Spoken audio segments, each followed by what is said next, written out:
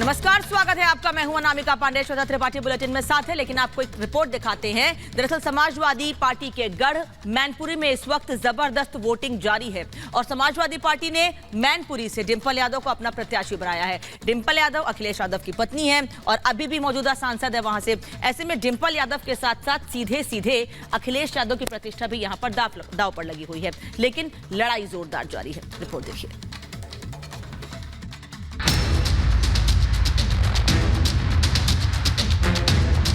Samajwadi party का पुराना गढ़। आप लोकतंत्र को तहस नहस करें तो कहीं ना कहीं इसी मानसिकता के साथ आज भी भाजपा काम कर रही है।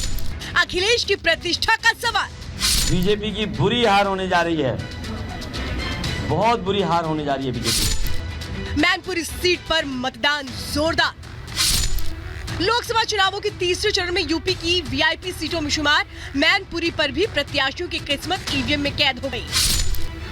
मैनपुरी में समाजवादी पार्टी के मुखिया अखिलेश यादव की प्रतिष्ठा दांव पर लगी है, इसलिए इस सीट पर अखिलेश ने खुद अपनी पत्नी और वर्तमान सांसद डिंपल यादव को उम्मीदवार बनाया है।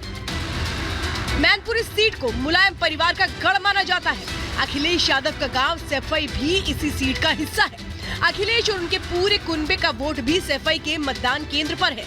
सैफई गाँव में बने बूथ पर अखिलेश परिवार के तमाम सदस्यों ने मतदान किया। ये इटावा है और इटावा की पोलिंग बूथ पर देखिए, यहाँ पर ये गाड़ी यहाँ पर रुक गई है और अखिलेश यादव के साथ देखिए डिंपल यादव आई हैं, जो कि मैनपुरी से चुनावी मैदान में हैं और आज तीसरे चरण में वोट अखिलेश यादव भी देखिए जा रहे हैं। यहाँ पर देखिए अपनी बेटी के साथ अंदर जाते हुए यहाँ पर इन तस्वीरों में दिख रहे हैं।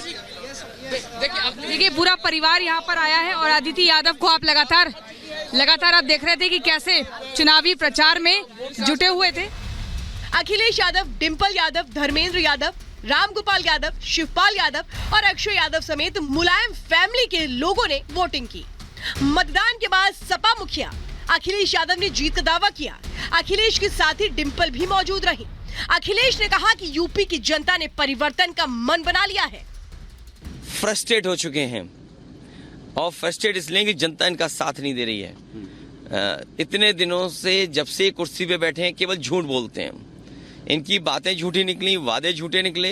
ये चाहते हैं रिएक्ट करें हम लोग, लेकिन हम जानते हैं कि भारतीय जनता पार्टी के लोग बहुत चतुर हैं और जिस तरीके से अन्याय उत्तर प्रदेश में हो रहा है उससे हट जाएं हम लोग। लेकिन आरक्षण, संविधान, बाबा साहब भीमराव अम्बेडकर जी के सिद्धांतों से हम समाजवादी लोग हटने वाले नहीं हैं। वो कितनी भी चतुराई दिखाएं, अंतर्गतवा हम लोग संविधान की लड़ाई लड़ेंगे। मैनपुरी की सीट पर 1996 से ही समाजवादी पार्टी का कब्जा है। समाजवादी पार्टी के गठन के बाद से इस सीट की पहचान सपा के गढ़ के तौर पर रही। करीब 30 साल से मुलायम परिवार का कोई ना कोई सदस्य यहां से सांसद रहा। मुलायम सिंह, अखिलेश यादव, धर्मेंद्र यादव और तेज प्रताप यादव यहां से सांसद रह चुके हैं, जबकि वर्तमान में डिंपल यादव यहां से सांसद है और सपा के टिकट पर एक बार फिर से चुनावी मैदान में है। जबकि बीजेपी ने यहाँ से योगी सरकार के मंत्री जयवीर सिंह को उम्मीदवार बनाया है। डिंपल को यहाँ जीत का भरोसा है, तो जयवीर ने दावा किया है कि मैनपुरी की जनता को सिर्फ मोदी के ऊपर भरोसा है। I am very confident about the win, but जिस तरह प्रशासन और शासन यहाँ पे दबाव का प्रयोग कर रहा है, तो मैं समझती हूँ कहीं ना कहीं ये इनकी जो प्रणाली पूरे देश में चली आ रही है कि आप लोकतंत्र को ब्रीच करें, आप लोकतंत्र को तहस नहस करें, तो कहीं ना कहीं इसी मानसिकता के साथ आज भी भाजपा काम कर रही है। हमारे देश को विकास और परम वैभव की ऊंचाइयों पर ले जाने के लिए खुलकर मतदान करें, निर्भीक होकर मतदान करें, आदरणीय मोदी जी के हाथों को मजबूत करें। सैफई गांव इटावा जिले की जसवंत नगर विधानसभा के तहत आता है, लेकिन मैनपुरी सीट की 4 विधानसभा सीटें मैनपुरी जिले में आती हैं। मतलब मैनपुरी जिले के मतदाता ही इस सीट से सांसद का फैसला करने में निर्णायक होते हैं। मैनपुरी जिले में ही करहल विधानसभा सीट है, जहां से अखिलेश यादव विधायक है। मैनपुरी जिले के लोगों ने अलग अलग मुद्दों पर वोटिंग की। किसी के मन में राष्ट्र प्रथम का मुद्दा रहा, तो किसी के मन में महंगाई, बेरोजगारी पर अपना मतदान दिया। ईमानदार सरकार चाहिए। विकास के नाम पर वोट करने जा रहा हूँ मैं। लोग विकास कौन किया? विकास क्यों नहीं किया सर? विकास देखिए बहुत विकास हो रहा है। लेकिन यहाँ तो कहते हैं कांटे की टक्कर है। क्या तो कांटे की टक्कर हो जाए कुछ 80 में 80 हम जीतेंगे और उसमें मैनपुरी का पूरा योगदान होगा। मैनपुरी तो 30 साल से नहीं जीता कोई सपा। नहीं, इस बार जीतेंगे, कभी नहीं हुआ तो अब होगा। इतिहास टूटेगा, इतिहास टूटेगा। कैसे? आपकी तो अभी जय बी सिंह जीतेंगे, मंत्री कैबिनेट मंत्री जय बी सिंह जीतेंगे। डिम्पल क्यों हारेंगी? उन्होंने विकास कुछ करा हमारे लिए? विकास करा मैनपुरी में? क्या करा? क्या सही किया? कोई विकास नहीं करा। मैनपुरी, इटावा, सैफई बहुत विकास किया। अरे उन्हें क्या कर दिया हमारी मैनपुरी में? कुछ नहीं करा। वो कराई ले गए, खींच के सब विकास है, कराई खींच के ले गए, सारा विकास कराई खींच के ले गए। पर अखिलेश ने जो भी विकास किया वो सैफई में किया, मैनपुरी में नहीं किया। कहते हैं यहाँ तो मुलायम सिंह यादव ने बहुत विकास किया। पूरे प्रदेश का विकास खींच के सैफई को राजधानी बना दिया। जिस गाड़ी में सपा का झंडा, उस गाड़ी में रजिस्टर्ड सपा का गुंडा 15-15 राइफल लेके पोलिंग डंप कर लेते थे। अब योगी राज्य में पोलिंग डंप नहीं कर पाया। मैनपुरी में थी गुंडाई भरपूर 26% उठी थे। मैनपुरी सीट की जंग बेहद रोचक है। तथाकथित यादव लैंड की इस सीट पर सुबह से ही लोगों की कतारें मतदान केंद्रों पर देखी गई। आम लोगों ने चिलचिलाती गर्मी को धत्ता देते हुए लोकतंत्र के इस महापर्व में हिस्सा लिया। यादव परिवार की प्रतिष्ठा इस सीट का परिणाम 4 जून को सामने आएगा। यहाँ के लोगों ने अखिलेश यादव पर भरोसा जताया है या बीजेपी के चुनावी वादों पर विश्वास किया है, इसका पता 4 जून को मतगणना के बाद चलेगा। Bureau report, Republic Bharat. तो बिल्कुल मैनपुरी की लड़ाई में इस वक्त क्या कुछ चल रहा है ये आपने सुना और समझा। हम इस वक्त ग्वालियर में मौजूद हैं। ग्वालियर में अगर बात करें तो दोपहर 1 बजे तक तकरीबन 39% मतदान हो चुका है। मतदान केंद्र के बाहर हम इस वक्त मौजूद हैं। आप देख सकते हैं धूप जरूर है और यही वजह है कि यहाँ पर वोटर जो है वो फिलहाल कम तादाद में बूथ तक पहुंच रहे हैं। माता जी, मैं आपसे बात करना चाहूंगा, वोट डालने आई हैं आप, किन मुद्दों को लेकर वोट करेंगे इस बार चुनाव में? हम तो किसी को निकल नहीं। अच्छा, किन मुद्दों को लेकर क्या क्या ध्यान में रखकर वोट करने आई हैं? अरे भैया, हम क्या जो सरकार कर रही है वही कर रहे हैं, हम कर देंगे वोट। अच्छा, सरकार काम हम कर रही है कि नहीं कर रही है? कर रही है। कुछ और भी वोटर्स हमारे साथ है। सर, आपने अपना वोट कास्ट कर दिया है, मुद्दे क्या कुछ ध्यान में रखकर आपने वोट डाला है? अरे कुछ नहीं है, मुद्दे क्या है, सब चल तो रहा है, सबको तो मालूम है ही है क्या क्या मुद्दे हैं, सब लोग कर ही रहे। कुछ यंग वोटर्स भी हमारे साथ है। आपने पहली बार मतदान किया है? नहीं, मैंने दूसरी बार किया है, बट मेरी एक अपील है गवर्नमेंट से कि हमारे एजुकेशन को लेकर के कोई भी पॉलिसीज नहीं बन रही हैं। रिजर्वेशंस बढ़ते जा रहे हैं। हाँ, महात्मा गांधी ने इंट्रोड्यूस करे थे, बट वो वे बैक था जब डिफरेंस बहुत ज़्यादा था, पार्शलिटी तब थी, अब नहीं है।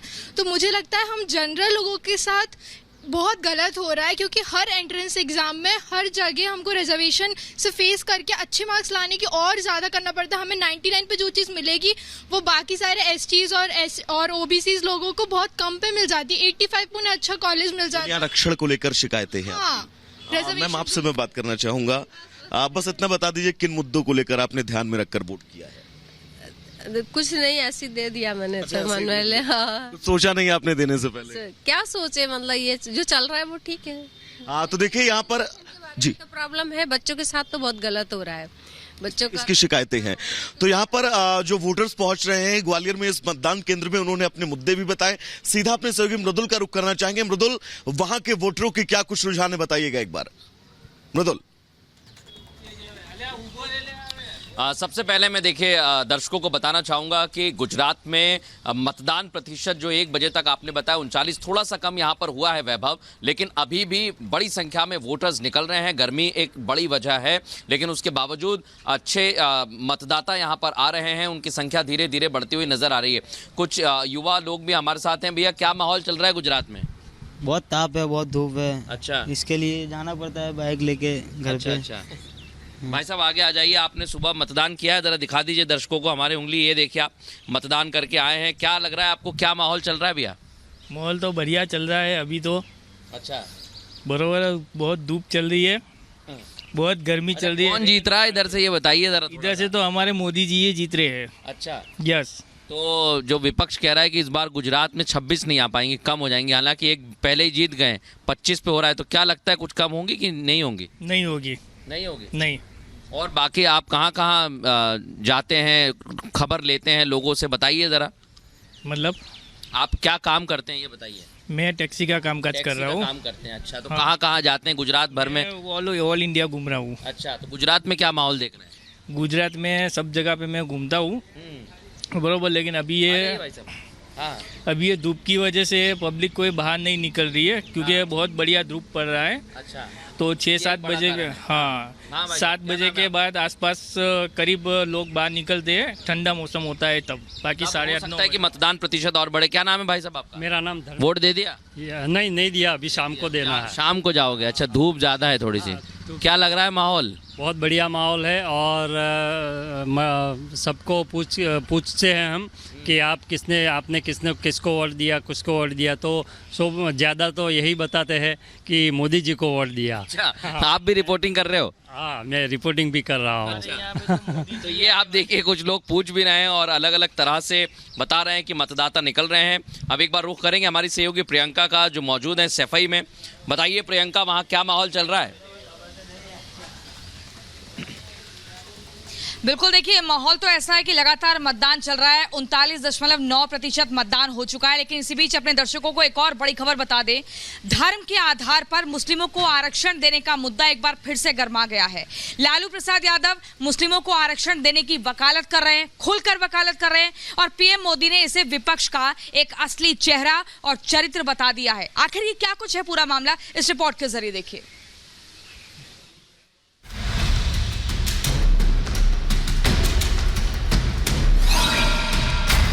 लोकसभा चुनाव में अल्पसंख्यक वोटों की लड़ाई।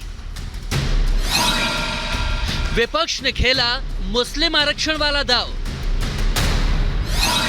पीएम मोदी के आरोपों पर लालू यादव की मुहर। विपक्ष की खुफिया रणनीति अब जुबान पर आई। धर्म के नाम पर आरक्षण का मुद्दा शांत होने का नाम नहीं ले रहा है। बीजेपी के आरोपों के बाद अब विपक्ष भी इस मुद्दे पर खुलकर सामने आ गया है।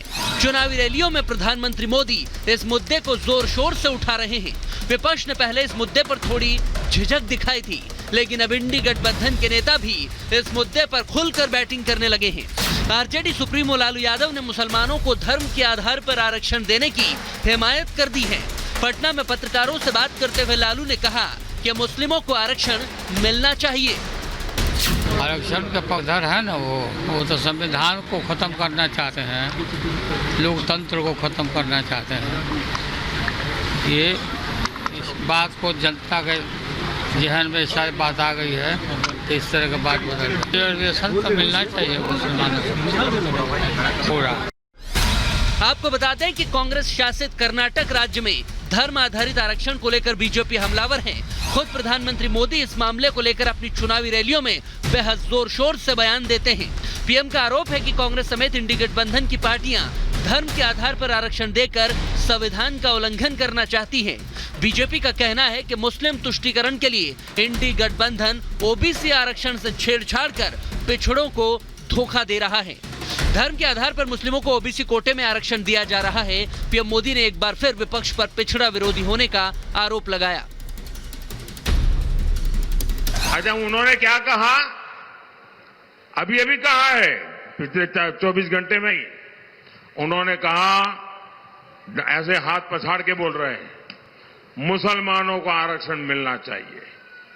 और सिर्फ आरक्षण नहीं मिलना चाहिए, वो कहते हैं कि पूरा का पूरा आरक्षण मुसलमानों को मिलना चाहिए।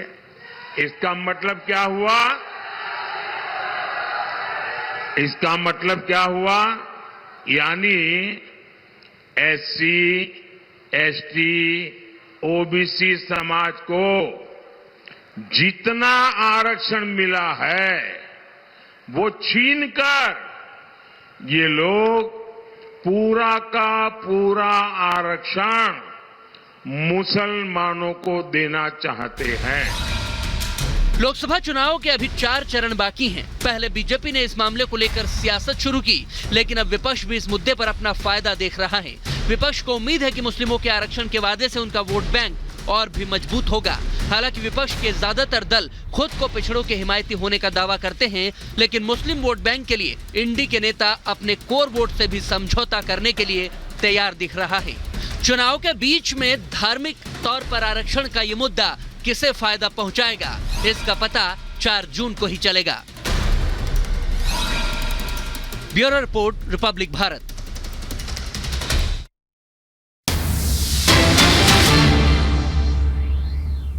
होगा, लेकिन अभी फिलहाल हम ईवीएम में ही सब बंद है।